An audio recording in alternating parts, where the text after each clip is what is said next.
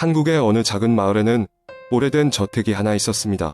그 집은 1950년대에 지어졌고 처음에는 한 부유한 가문이 살았던 곳이었습니다. 하지만 그 가문이 불행한 사고로 인해 거의 모두 사망한 이후로 한동안 비어 있었습니다. 사람들은 그 집을 그 집이라 불렀습니다.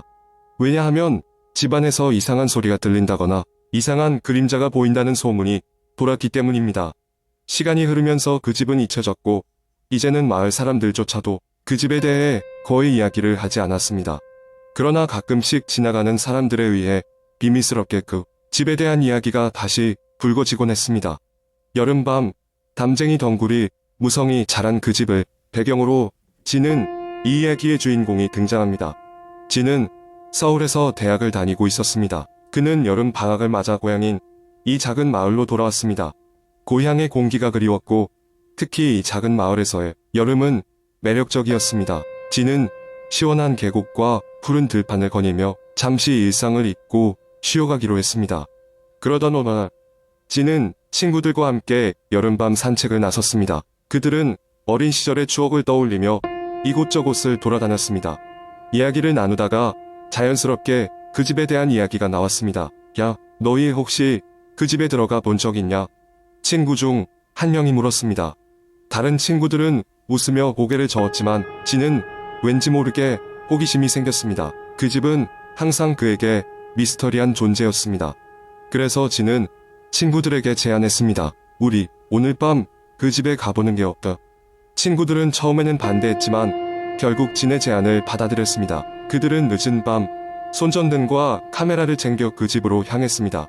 정말 집은 오랜 세월 동안 방치되었는지 외관은 무성한 덩굴들로 뒤덮여 있었습니다. 정원은 잡초가 우거져 있었고 창문들은 일부 깨져 있었습니다. 문을 열자 오랜 시간 동안 열리지 않았던 탓에 삐걱거리는 소리가 났습니다. 그 소리는 밤의 고요함 속에서 더욱 크게 울렸습니다.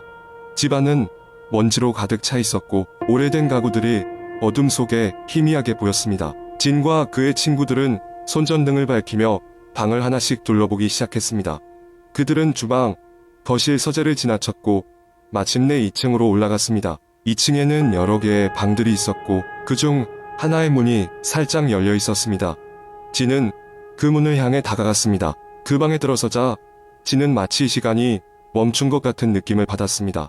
방 안에는 오래된 침대와 책상, 그리고 옷장 하나가 있었습니다. 침대 위에는 먼지로 덮인 채 인형 하나가 있었고 책상 위에는 낡은 일기장이 놓여 있었습니다. 진은 일기장을 집어들고 그것을 열어보았습니다. 일기장은 1950년대의 것으로 보였습니다. 첫 페이지에는 한 소녀의 이름과 달력이 그려져 있었습니다. 그런데 갑자기 방 안에 차가운 바람이 불어오기 시작했습니다. 진은 등골이 오싹해지며 일기장을 다시 내려놓았습니다. 그때 문이 갑자기 쾅 소리를 내며 닫혔습니다. 진과 친구들은 놀라서 서로를 쳐다보았습니다. 진은 침착하게 문을 열려고 했지만 문은 잠겨 있었습니다. 그 순간 방 안에 인형의 눈이 깜빡이는 것을 보았습니다. 친구들은 모두 비명을 지르며 방 안을 둘러보았습니다. 진은 손전등을 다시 챙겨 들고 책상 아래를 비추었습니다. 책상 아래에는 또 다른 문이 있었습니다. 그 문을 열자 비밀 통로가 나타났습니다. 그들은 망설였지만 결국 비밀 통로로 들어갔습니다. 통로는 좁고 어두웠지만 한참을 걸어가니 작은 방이 나타났습니다.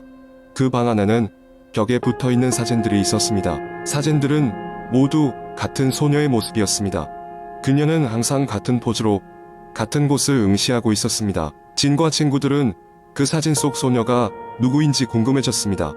하지만 그리 오래 생각할 틈도 없이 방의 벽이 서서히 움직이기 시작했습니다. 벽 안에서 발걸음 소리가 들렸고 문 너머에서는 누군가의 울음소리가 점점 더 크게 들려왔습니다. 그들은 도저히 참을 수 없었고 그 집을 빠져나가기 위해 다시 통로로 돌아갔습니다. 하지만 통로 끝에 다다랐을 때 문은 여전히 열리지 않았습니다. 벽은 점점 더 가까워졌고 은귀에서는 점점 더 강력한 힘이 느껴졌습니다. 진은 마지막 힘을 다해 문을 열려고 노력했습니다. 그리고 마침내 문은 열렸고 그들은 집을 빠져나올 수 있었습니다. 마을 사람들은 밖에서 기다리고 있었습니다. 그들의 얼굴은 충격과 불안으로 일그러져 있었습니다. 마을 어르신이 다가와 말했습니다. 그 집에 간다는 소문을 듣고 마음이 불안해서 왔네. 거기에 무슨 일이 있었는지 묻지 말게. 하지만 한 가지는 기억하게. 그 집은 절대 사람이 살 수 없는 곳이네. 진과 친구들은 더 이상 그 집에 대해 이야기하지 않았습니다. 그날 이후로도 여러 번 그 집을 다시 생각했지만 결국 그날 밤의 일은 잊혀져 갔습니다. 이 이야기는 오래된 마을의 전설로 남았고 마을 사람들은 그 집을 멀리하는 것으로 평화를 되찾았습니다. 하지만 밤이 깊어지고 바람이 불 때마다 사람들은 여전히 그 집의 창문에서 누군가가 바라보고 있다고 속삭이곤 했습니다. 말하자면 이 이야기는 끝이 없으며 아직도 어디선가 그 집에서는 새로운 이야기가 써지고 있을지도 모릅니다. 두 번째 이야기. 나는 어릴 적 시골 마을에서 자랐다. 형형색색의 꽃들이 만발하고 푸르른 산과 맑은 강이 어우러진 아름다운 곳이었다. 그런 곳에 위치한 우리 집은 마을의 중심에서 조금 떨어진 외진 곳에 위치한 큰 저택이었다. 아버지는 고고학자였고 어머니는 식물학자로서 각종 희귀식물을 연구하셨다.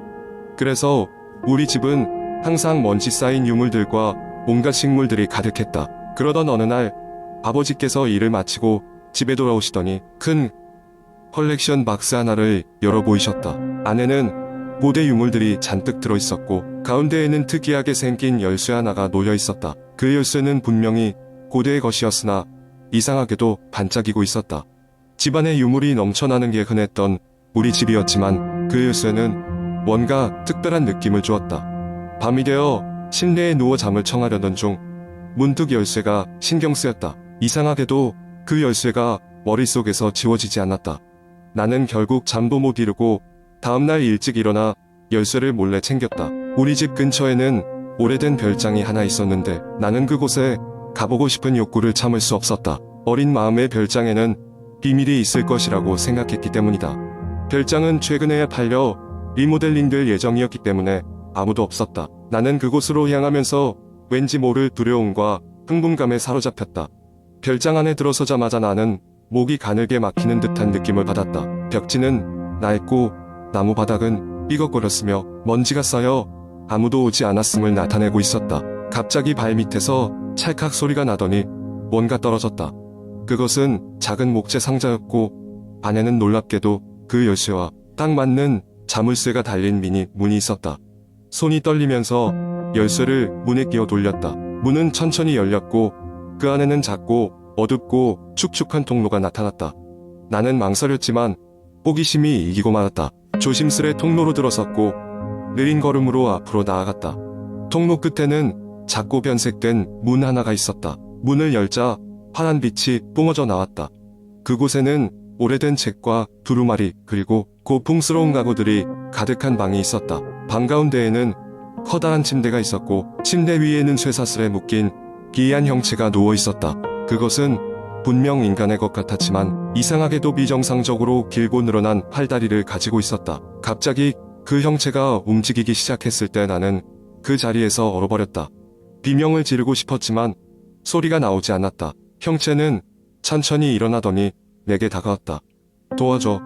그 형체의 목소리는 희미하고 고통스러웠다. 나는 몸이 말을 듣지 않아 그 자리에 서서 작동하지 않는 다리로 도망칠 준비를 했다. 그런데 조금씩 눈에 익게 되기 시작하더니 그 얼굴이 놀랍게도 내 오랜 친구 준석이와 닮아 있었다. 준석이는 몇 년 전 실종되었고 지금까지도 행방이 묘연한 상태였다. 나는 혼란스러워하면서도 무슨 일이 일어났는지 물어보기 위해 가까이 다가갔다. 그럼에도 불구하고 준석이와 같은 형체는 더욱더 심한 고통스러운 신음소리를 내며 갑작스럽게 성큼성큼 다가왔다.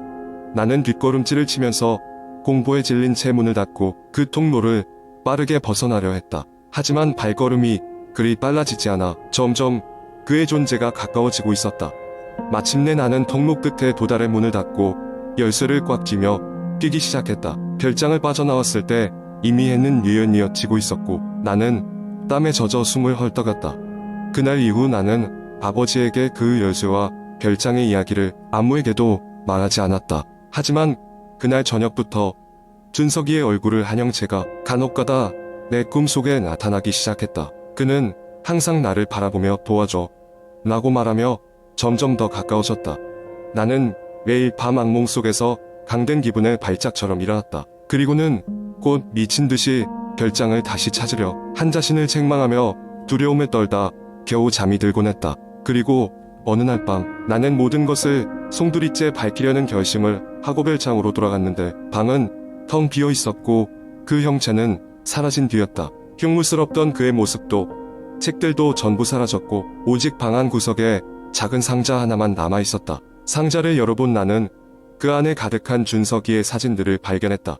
그리고 그 사진들 뒤에는 한 장의 편지가 있었다. 나를 잊지 말아줘.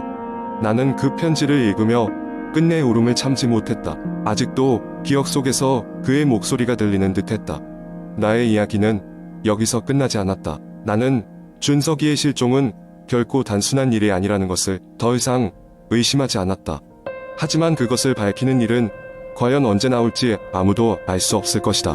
이제 나는 그 열쇠를 다시 저 먼지 속에 감추고 집안 깊숙이 숨어든다. 혹시라도 다시 그 열쇠를 발견할 누군가에게 내 이야기가 경각심을 줄 수 있기를 바랄 뿐이다.